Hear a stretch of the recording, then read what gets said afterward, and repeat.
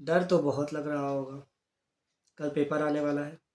ठीक है, डरो मत ही, हो जाएगा, आराम से हो जाएगा।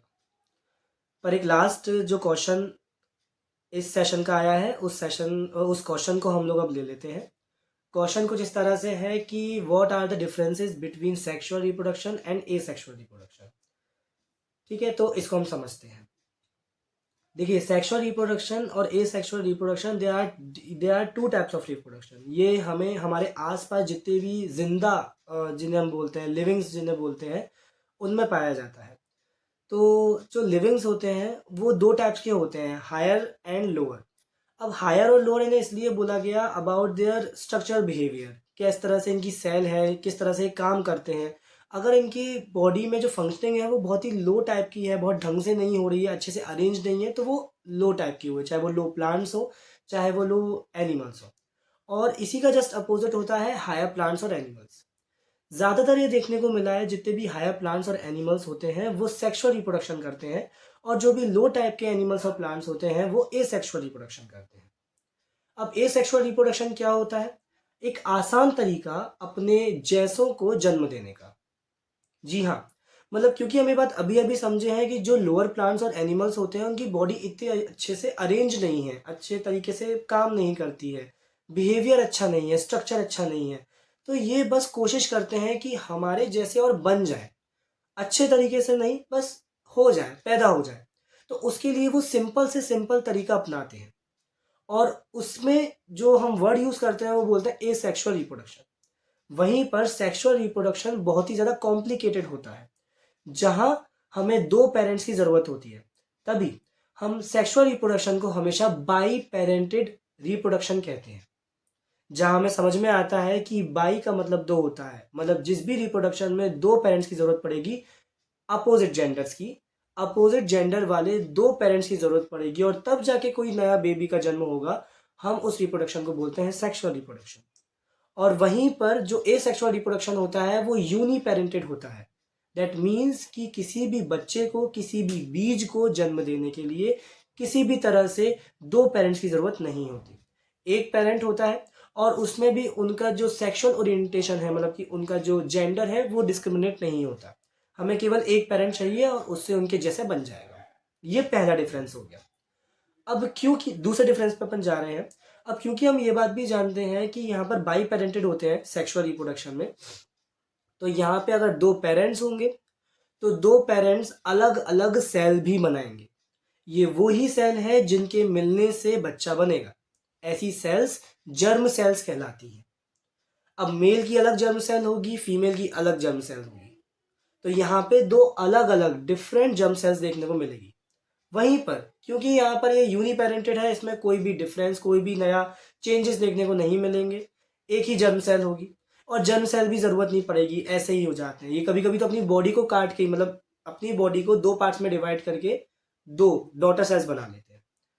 तो यहाँ पर जर्म सेल्स देखने को मिलती हैं और यहाँ पर हमें जर्म सेल्स देखने को नहीं मिलती।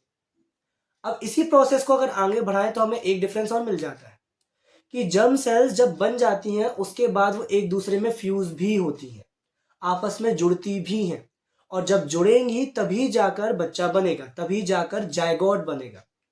और यहाँ पे ऐसा कोई फर्टिलाइजेशन नहीं होता, कोई भी निषेचन नहीं होता। यहाँ पे जब दो जर्म सेल्स हैं ही नहीं तो वो जुड़ेंगी भी नहीं, और यहाँ पे जर्म सेल्स जुड़ जाती। जैसा मैंने इस वीडियो की शुरुआत में बताया था कि सेक्सुअल रिप्रोडक्शन बहुत कॉम्प्लिकेटेड होता है, क्योंकि इसमें जो डीएनए होते हैं वो बहुत कॉम्प्लिकेटेड होते हैं।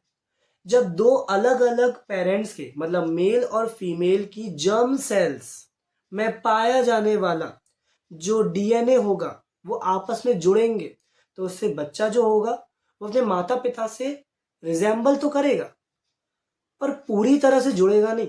ऐसा नहीं लगेगा कि एकदम फोटोकॉपी है, नहीं, सेम लग सकते हैं पर उसकी खुद की भी कुछ नई प्रॉपर्टीज होंगी।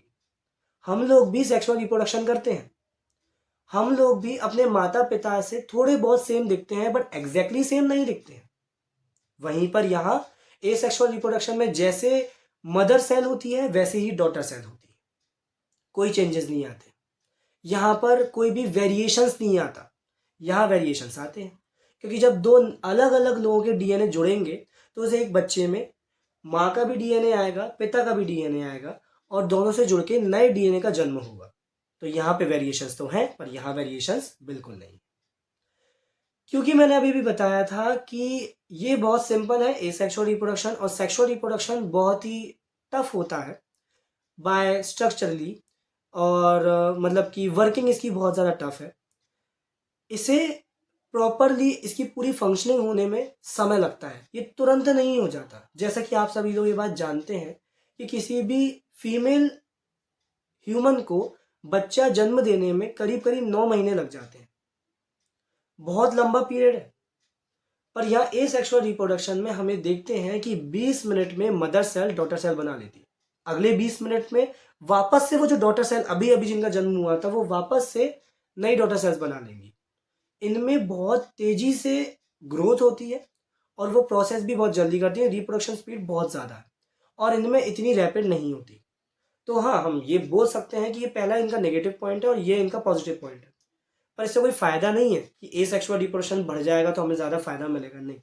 हाँ, कभी कभी हो जाता है, जैसे हम जब जलेबी बनाते हैं, हमारे घर में कोई जैसे ब्रेड बनती है, इन सब में हमारे लिए बड़े काम आता है, ईस्ट बहुत काम आता है। तो मैंने अभी यहाँ पर टोटली वीडियो में 5 डिफरेंसेस बताए हैं जो हमें सेक्सुअल रिप्रोडक्शन और एसेक्सुअल रिप्रोडक्शन को डिफ्रेंशिएट करने में मदद करेंगे। आप इसको पढ़ सकते हैं, अपना रिवीजन कर सकते हैं और कल का पेपर अच्छा दे सकते हैं।